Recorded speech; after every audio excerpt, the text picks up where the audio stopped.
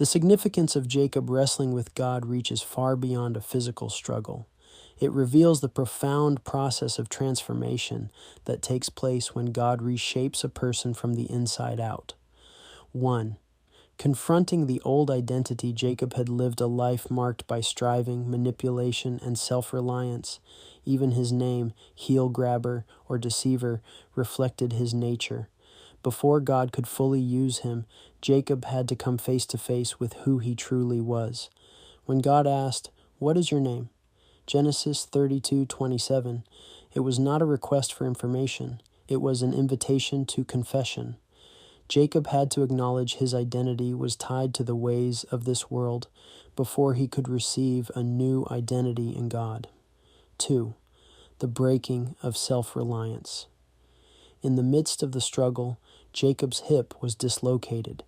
God, who could have ended the encounter instantly, instead allowed the wrestling to continue until Jacob was brought to the end of his own strength.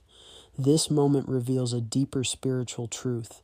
God often allows us to reach the limits of ourselves so we can discover that true strength is found in dependence on Him. As Paul later wrote, "For when I am weak, then I am strong." 2 Corinthians 12:10. Strength in God is born where self-sufficiency dies. 3. A new name, a new identity. God renamed Jacob Israel, marking a decisive turning point. In Scripture, a name change signifies more than a label. It represents a transformed heart, identity, and divine calling. Jacob entered the night defined by his past. He left marked by God's purpose. God did not merely alter Jacob's circumstances. He opened his eyes and heart to see the embedded sin and gave him the ability to see that his destiny wasn't subject to his own mindset, but that it was found divinely within God Himself. 4. Blessing through surrender. Jacob's declaration, "I will not let you go unless you bless me," Genesis 32:26, reveals both desperation and dependence. Yet the blessing came only after he was wounded. This is the paradox of spiritual transformation. The blessing was not earned through striving, but received through surrender. Clinging replaced controlling. Dependence replaced self-effort. Often, the deepest encounters with God are not found in moments of strength, but in seasons of brokenness. 5. A pattern for the spiritual life. Jacob's experience reflects a pattern that continues in the life of every believer. There are seasons of wrestling with doubt, fear, obedience, unanswered prayers, and surrender. The purpose of the struggle is not to overcome God, but to be transformed by Him. Jacob entered the night in fear of Esau. He emerged with a limp, yet also with a blessing, a new identity, and a deeper knowledge of God. That limp became a lifelong reminder. His strength no longer came from himself, but from the one he had encountered. In the same way, God often does His deepest work in the dark and hidden seasons of life. He does not always remove the struggle immediately. Instead, He uses it to refine us, humble us, and draw us closer to Him.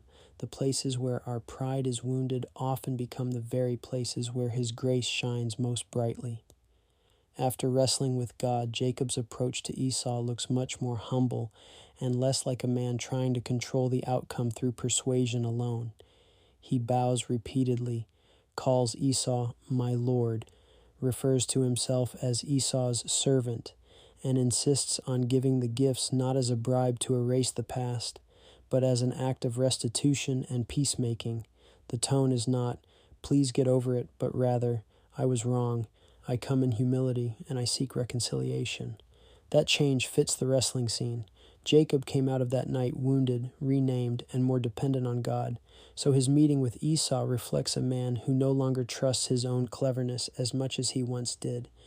In short, the gifts still matter, but after Peniel they read more like humble repair than manipulative persuasion. God was not merely overpowering Jacob physically. He was confronting the proud center of Jacob's life, the man who thought he could secure blessing, safety, and outcome by his own strength. The injury to Jacob's hip is especially meaningful in that light. It leaves him unable to rely on himself in the same way, which turns the struggle into a lesson about dependence rather than dominance. In other words, God was breaking the false security of self-reliance so Jacob could learn that true strength comes through surrender.